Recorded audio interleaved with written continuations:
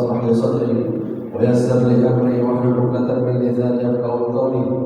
اللهم ألهمنا ما رشد أمورنا وعنا من شرور أنفسنا ومن سيئات أعمالنا. وصلى الله على سيدنا Muhammad walhamdulillahi rabbil alamin.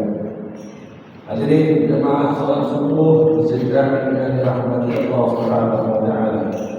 Bagaimana kabarnya semua? Alhamdulillah ya. Alhamdulillah. Sehat iman ya? Sehat iman.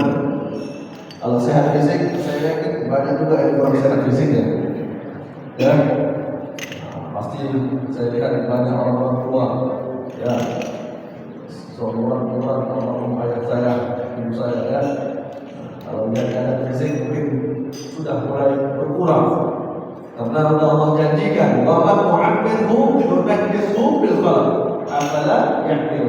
Siapa yang kami panjangkan umurnya, kami tambah umurnya sampai tua. Yunaqqisu bil khalq. Maka kami kurangkan ciptaan, maksudnya kurangkan nikmat yang sudah diciptakan Allah. Ya, nikmat pandangan melihat sudah mulai berkurang. Ya, dulu baca tak perlu pakai kacamata, sekarang kacamata itu tebal. Ya, kalau tak pakai kacamata nggak bisa baca. Ya, dulu ingatannya kuat, sekarang ingatannya sudah mulai banyak yang lupa. Ya, kemudian dulu lututnya masih kuat dalam sana sini, masih kuat lututnya sholat berapa puluh rakaat. Nah, sekarang sudah tak kuat. Nah, karena makin kita makin perlu, nikmat itu makin dikurangi. Nah, jadi kalau disuruh pilih, seandainya bisa ya. Tapi masalah ini masalah takdir Allah. Seandainya bisa, mau panjang umur atau pas sekarang panjang umur atau ya dalam waktu dekat diambil, pilih mana? Pilih mana bu? Dalam waktu dekat diambil, mesti keadaan fit, tidak menyusahkan keluarga, atau tunggu umur yang panjang, tapi banyak nikmat-nikmat yang sudah berkurang. Nah, pilih mana bu? Memang semua ini takdir ya kan? Nah, kalau ada yang boleh pilih yang mana? Ya. Hadirin Allah Taala. Tetapi kita hadir ke masjid ini bukan karena kekuatan fisik. Ya, kalau masalah kekuatan fisik banyak yang lebih kuat lagi dibanding kita di luar sana. Disuruh angkat sawit, ya kan? Dan ke tempat gudang sawit, jaraknya 1 kilo 2 kilo, pakai beko, sambung ya. Tetapi suruh sholat di masjid, agak sanggup ya.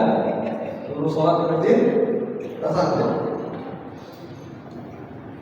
Ya, saya pernah lihat juga ada orang kerja bangunan, yang angkat batu-bata itu sampai lantainya, dikumpulin dia pakai kain itu, diangkat sampai ke lantai 5. Tapi pas aja tidur dia. Ya, pas aja tidak. Fisiknya kuat fisiknya, tetapi keimanannya lemah dari Allah. Jadi kita hadir ke masjid ini karena Allah menguatkan keimanan kita. Karena yang mampu hadir ke masjid itu adalah orang-orang yang dipilih Allah, tentunya orang-orang yang beriman. Innama ya'muru masajidallahi man amana billahi wal yawmil akhir. Sesungguhnya orang-orang yang mengaturkan masjid-masjid Allah itu adalah orang-orang yang beriman kepada Allah dan beriman kepada hari akhir.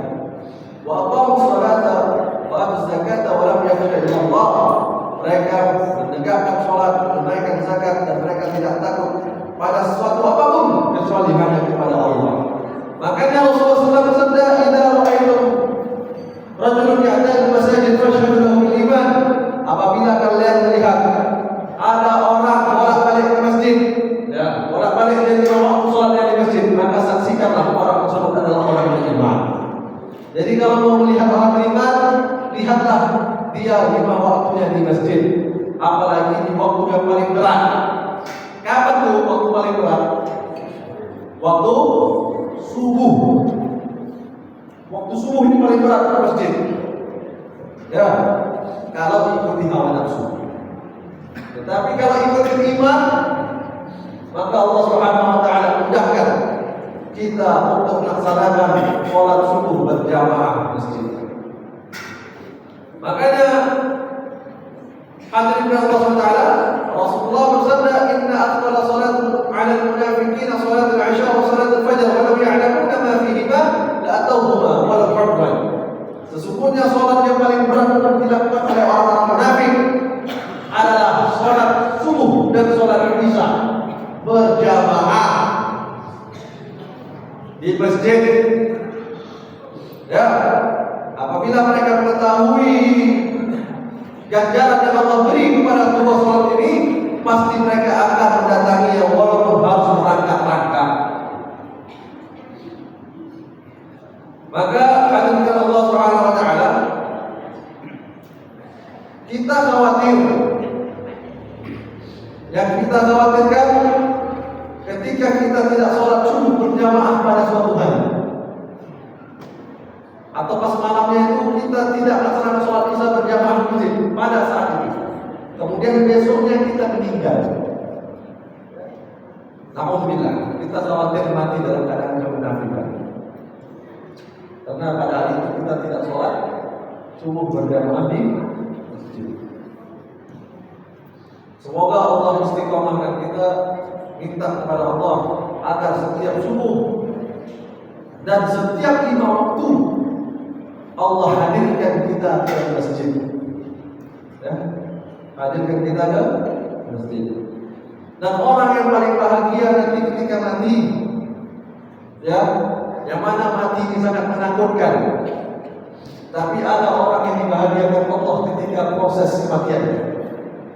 Siapa itu? Yaitu orang yang suka menjalankan atau mengamalkan ibadah sholat 5 waktunya di masjid. Sebagaimana yang diriwayatkan oleh Imam Muslim, "Man sarrahu an yardallahu wa musliman falyuhafiz ala haula'i salawati haitsu yunada bihinna. Fa innahunna min sunnah fa inna Allah 'azza wa jalla syara'a li nabiyyikum sunnatul huda. Fa innahunna min sunnatul huda." Siapa yang mau bergembira ketika dia berjumpa kepada Allah, ketika kematiannya dia gembira, bukan takut, tapi gembira. Ya, dan dia jumpa dengan Allah dalam keadaan gembira dan selamat, maka hendaklah dia menjaga waktu sholat 5 waktunya di tempat di mana azan dikumandangkan.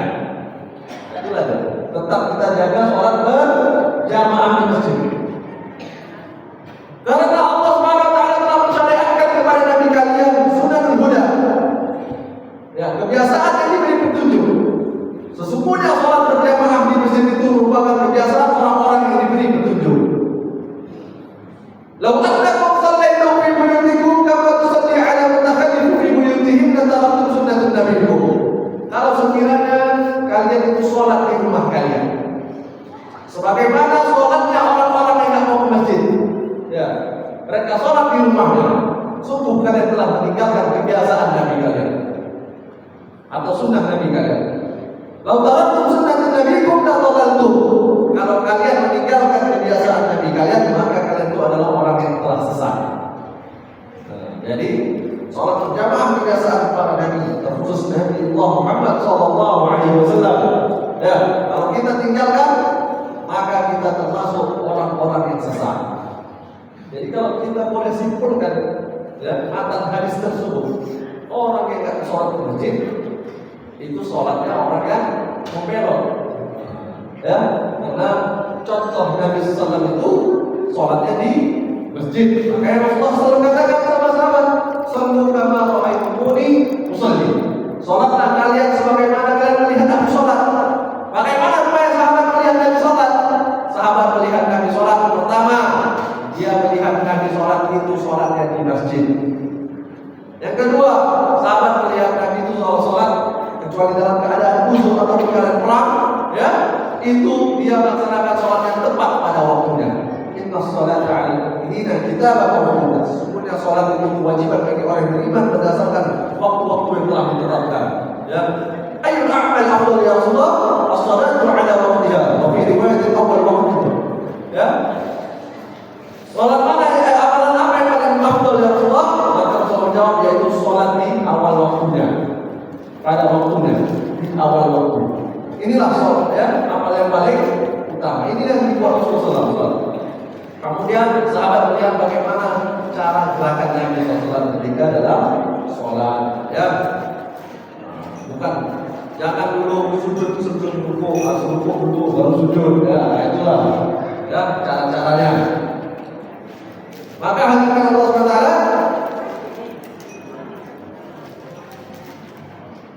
dalam sambungan hadis tersebut di ujungnya itu dijelaskan. Laqad ra'aytuna wa ma yatakallafu 'anha illa al-munafiqun ma'lum nifaq. Adapun kami telah melihat orang-orang yang tidak mau ke masjid, melainkan itu adalah orang-orang munafik yang terkenal kemunafikannya. Di zaman Nabi Sallallahu, orang-orang munafik ini jarang mau ke masjid. Apalagi pas sholat subuh dan sholat isya, karena nggak ada lampu di gitu.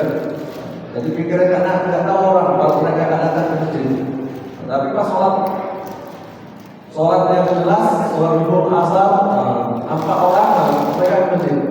Karena orang munafik ini tidak mau bila sholat itu urusan yang cuma tugas. Jika mereka menegakkan sholat, mereka menegakkan dalam keadaan malas.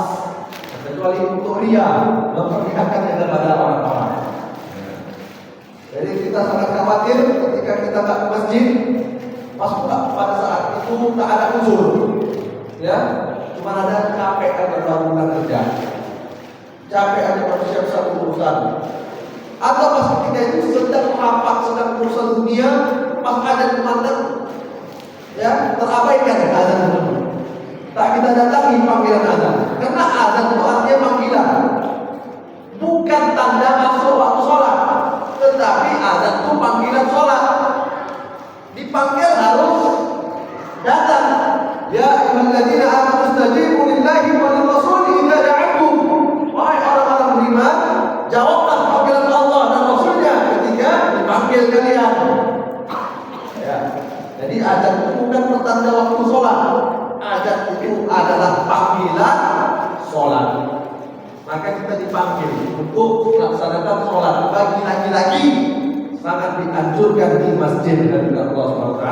Maka dijelaskan dalam sebuah hadis yang diriwayatkan oleh Abu Daud, la sholata liman jari masjid illa di masjid. Tidak ada sholat bagi tetangga masjid kecuali di masjid. Ya.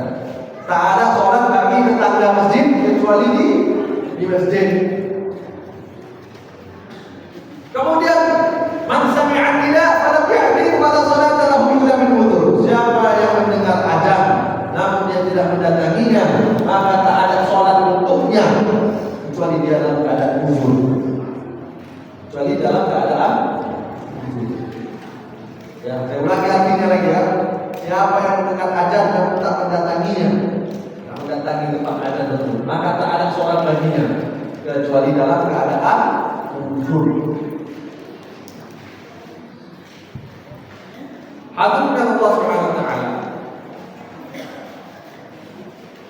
Memang terkadang di waktu asar kita capek pulang kerja, di waktu zuhur di situ pula kadang lagi meeting, lagi rapat, atau pas kita jualan nasi contohnya, di waktu zuhur itu pula yang ramai-ramai. Ya, di situ pula ada yang memandang Allahu Akbar, Allahu Akbar, Allah Maha Besar, Allah Maha Besar. Siapa yang kita maha besarkan ketika itu? Siapa yang kita maha besarkan ketika itu? Kalau kita meyakini bahwasanya yang mendatangkan rezeki adalah orang yang beli, yang mendatangkan rezeki adalah langganan, ya. Kalau aku tinggalkan sholat apa kedai ini untuk sholat, pas pula ini jamnya banyak orang beli, maka rugi ya. Kalau meyakini seperti itu bisa jatuh kepada syirik dari Allah Taala. Kenapa? Karena yang manggil, karena yang memberikan rezeki adalah Allah. Dagangan tak mampu memberikan rezeki. Yang mampu memberikan rezeki adalah Allah. Allah mampu memberikan rezeki baik dengan berdagang ataupun tanpa berdagang. Sedangkan perdagangan tak mampu mendatangkan rezeki kecuali dari Allah. Ketika Allah mau memberikan rezeki kepada seseorang, Allah tak perlu bermunajat kepada dagangannya. Sedangkan dagangannya ketika mau memberikan rezeki kepada orang tersebut, maka dia bermunajat kepada Allah. Itulah la ilaha illallah. Keyakinan seperti itu. Jadi hal ini sama seperti Bani Israil di zaman Nabi Musa. Mereka disuruh ibadah di hari Sabtu. Ya, mata pencarian mereka adalah nelayan. Mereka pada pertama kali nggak mau dia beribadah di Sabtu, sibuk dalam pencariannya. Kenapa? Di hari Sabtu itu banyak orang ikan yang datang ke pantai ikan.